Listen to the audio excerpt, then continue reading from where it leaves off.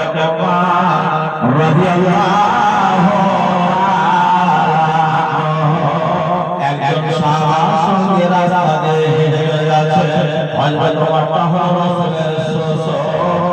আল্লাহ রাসূলের সাথে হযরত ওমর রাস্তা দিয়ে হেঁটে যাচ্ছে যেতে যেতে সুদূর যাওয়ার পর দেখা গেল এক জায়গাতে বাজনা বাজছে ও বাজছে হযরত ওমর নিজের কানে যেটা ভরে দিলেন ভরে যেতে আরম্ভ করেছে ওখান থেকে 3 কিলোমিটার দূরে হেঁটে গেছে হেঁটে যাওয়ার পরে নিজের সাথীটাকে জিজ্ঞাসা করলেন বাবারে বলো কখনো কি বাজনার আওয়াজ আসে বলে বাবা আর বাজনার আওয়াজ আসে না যে ছোট বেলে ভেবে হযরত ওমর থেকে আমি করে দিলে এর নাম হলো ঈমান।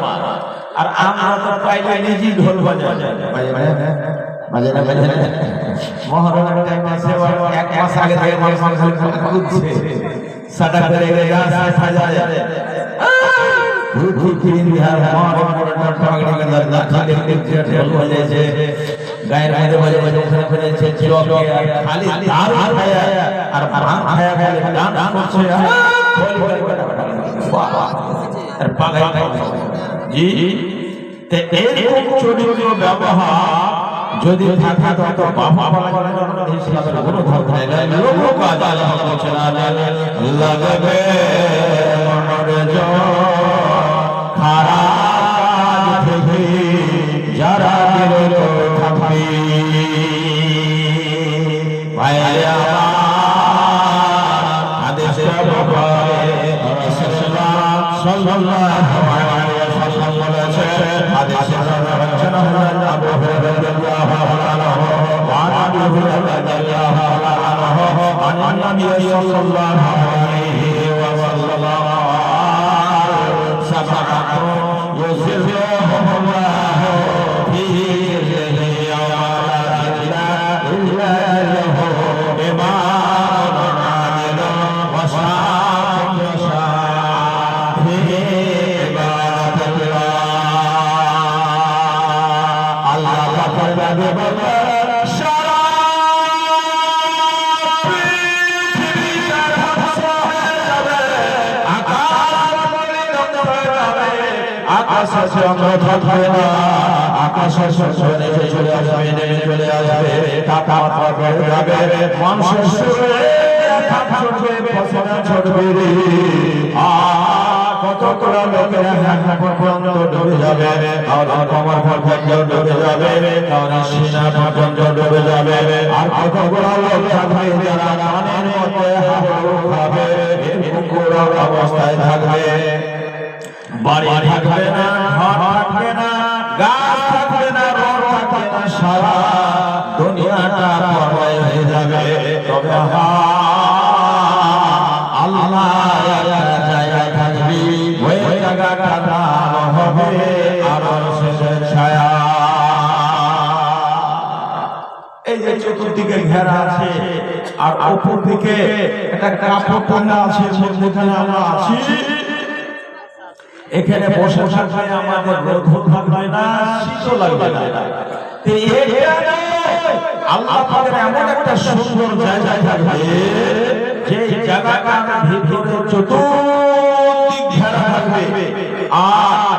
গেট থাকবে আর ওই গেটটাতে পাহারা থাকবে সবাই হারে ঘরে ঢুকতে পারবে না এয়ার কন্ডিশনের মধ্যে যেতে পারবে না আর সেই ছায়া তলে যেতে পারবে না তবে শাসনের কাছে আল্লাহর ছায়া তলে জায়গা দিয়ে কয়শনের লোক বললাম কয়শনের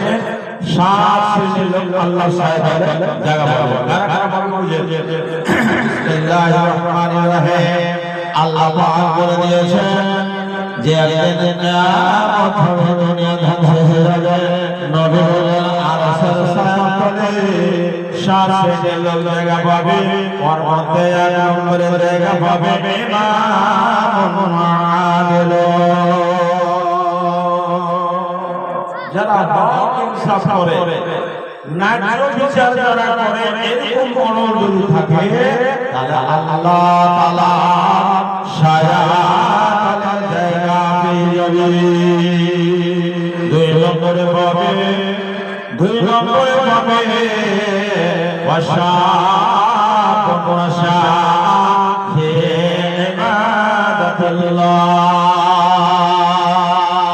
যুবকেরা আল্লাহর শায়াতের জায়গা পাবে। যুবক মানে জওয়ান, যাদের 15 বছর থেকে 30 বছরের মধ্যে বয়স আছে, ওই সমস্ত যুবকেরা আল্লাহর শায়াতের জায়গা পেয়ে যাবে। কেন পেয়ে যাবে? যে ওই যুবকের বয়সটা একটা দাম আছে, বলবো আছে আল্লাহ তাআলার কাছে। আমার ভাইরা, যুবকের দাম আছে, যুবকের ইবাদত বেশি গ্রহণযোগ্য, আল্লাহর কাছে প্যারা হবে, কবুল হয়ে যাবে। আর যখন বয়স পুরা হয়ে যাবে, যখন মসুর ঠিক স্মরণে থাকবে না। যদি জওয়ান মানুষের সাক্ষাৎ নামাজ কি খালি ঘুরে বেড়াবে, নামাজ পড়বে না, জমা নাই পড়বে না, পড়বো কি যায়, এটা সময় আছে। জি করতে করতে সময় কাটিয়ে দিলে সময় হয়ে গেল 70 বছর, 80 বছর, কম কানা হয়ে গেছে, আর মনে কথা থাকে না, বয়স হয়ে গেছে, লাঠিলে টুকুর টুকুর করে চোখে সুঝে না, তখন চিনতে পারে না, বেটা চিনতে পারে না, পোতাকে চিনতে পারে না, কে রে এগুলা হায় ওটা কে রে, ওটা কোনে, ও মসজিদে চলে গেল, মসজিদে কয়টা সিজদা করলে না করলে মনে নাই, রুকু করেছে না সাজদা ছেড়ে গেছে, সাজদা থেকে রুকু করেছে না খাবার দাঁড় হয়ে গেছে। ভাইরা আমার, এমন অবস্থায় যারা আল্লাহর ইবাদত করবে, ওই ইবাদত আল্লাহর কাছে অত প্রশংসা নয়, যে ইবাদতটা যখন অবস্থায় মানুষের আল্লাহর কাছে কবুল হবে। যখন অবস্থায় আল্লাহর ইবাদত করে যেগুলা কবুল হয়, বয়স্ক অবস্থায় ওই ইবাদতটা অতটা নেকি পাওয়া যায় না। আল্লাহর রাসূল জনাব মুহাম্মদ রাসূলুল্লাহ সাল্লাল্লাহু আলাইহি ওয়া সাল্লামের জামায় হযরত ওসমান গনি রাদিয়াল্লাহু তাআলা আনহু, হযরত ওসমান গনি যখন খলিফাতুল মুসলিমিন হলেন, আফ্রিকা বলে একটা দেশ আছে, ওই আফ্রিকা দেশের মধ্যে যুদ্ধের জন্য গিয়েছিল। আর ওই লস্করের মালিক পাঠিয়ে দিয়েছিলেন কাকে? হযরত আব্দুল্লাহ বিন জুবাইরকে। যুদ্ধ চলতে আছে, ওই আফ্রিকার যে বাদশা ছিল তার নাম ছিল জানাবে, ওই জাতির সঙ্গে তার একটা সুন্দর নারী ছিল, রমণী মহিলা ছিল, লইটি ছিল, যার নাম ছিল হিলাল। ওই হিলালকে দেখে হাজার হাজার পাগল ছিল, আকে দেখার জন্য চেষ্টা করেছিল। বন্ধুরে আমার, এবার ওই হিলালের বাবা এলান করেছিল মুসলমানের যেটা নেতা সরকারেরা, যার নাম হলো আব্দুল্লাহ বিন জুবাইর, ওকে যদি কেউ মেরে দিতে পারো তাহলে 3 লক্ষ চাঁদের দিনার তাকে পুরস্কার দেওয়া হবে। এই শুনে হযরত আব্দুল্লাহ বিন জুবাইর খিমার মধ্যে ঢুকে গেলেন। সাহাবারা জিজ্ঞাসা করলেন, কি ব্যাপার, আপনি খিরার মধ্যে আছেন কেন? বলে এই লেগে আছে যে আফ্রিকার বাদশা এলান করেছে মুসলমানের যাকে মারতে পারলে 3 লক্ষ চাঁদের দিনার দেওয়া হবে। বলে আপনি এলান করে দেন যে যাদেরকে মারতে পারলে তার মেয়ে আমাদের কবজায় হবে এবং ওই মহিলাকে তার নিকায় দিয়ে দেওয়া হবে। যুদ্ধ চলছে, হযরত আব্দুল্লাহ বিন জুবাইর যাদেরকে দুনিয়া থেকে নিপাত করে দিলেন, শেষ করে দিলেন, মাথা সংগ্রাম হয়ে গেল, লড়াই শেষ হয়ে গেল। সমস্ত সাহাবা کرام জমা হয়ে গেছে জিজ্ঞাসা করলেন জাজিরের কাতে থেকে কে তাকে মেরেছে কেউ বলল না আমি মেরেছে তখন আব্দুল্লাহ বিন জুবাইরের বয়স ছিল 18 বছর সেখান থেকে মাকে পাঠিয়ে দিল মদিনা আর মদিনা পাঠিয়ে দেওয়ার পরে মদিনার মসজিদে সমস্ত সাহাবা کرام জমা হয়ে গেছে আর জমা হয়ে যাওয়ার পরে হযরত ওসমান গনি 3 দিন পর্যন্ত এলান করলেন যে কে কাদেরকে মেরেছে মালটা সেই পাবে কোন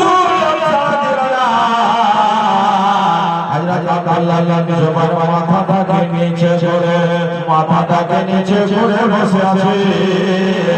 এবার হযরত ওসমান গনি বললেন তুমি উঠো দাঁড় হয়ে গেল বলে তোমার মাথা নত কেন বলে মাথা নত করে বসে আছে যে জাজির মে হিলাল ছিল তাকে বলবো এটা কি তোমার বাবার কাতেল বলে আহা বলে আল্লাহ বিন জুবাইর যে মহিলাকে নেওয়ার জন্য সারা রাতের যুবকরা পাগল হয়ে আছে আর তুমি একে না নেওয়ার জন্য লুকিয়ে আছো কেন আব্দুল্লাহ বিন জুবাইর বললেন হুজুর ইন্নামাল আমালু বিনিয়াত নবী বলেছেন নিয়তের কারণে মানুষের নেকিও হবে গুনাহ হবে যদি তার নিয়ত ভালো না হয় তাহলে নেকি পাবে না হুজুর যদি মেয়েটা ধন্য এর লালসায় যদি হেসে থাকে তাহলে মরার বলে পরকালে আমার কোনো জায়গা হবে না এই জন্য আমি এক ইচ্ছা করি না এরকম যুবক যদি হয় আল্লাহকে রাজি করার জন্য দিনের কাজ করে থাকে মহানবী বললেন ওয়াসা ফি ইবাদাতিল্লাহ তাহলে আল্লাহ ছায়া তলে জায়গা পেয়ে যাবে 3 নম্বরে কে পাবে ওয়ারাজুলুন কলবুহু আলাকুম বিল মাসাজিদ 3 নম্বরে ওই ব্যক্তি আল্লাহর ছায়া তলে জায়গা পাবে ওই মহিলা জায়গা পাবে ওই মা জায়গা পাবে ওই খালা জায়গা পেয়ে যাবে যাদের বন্ধু খানা যাদের দিল খানা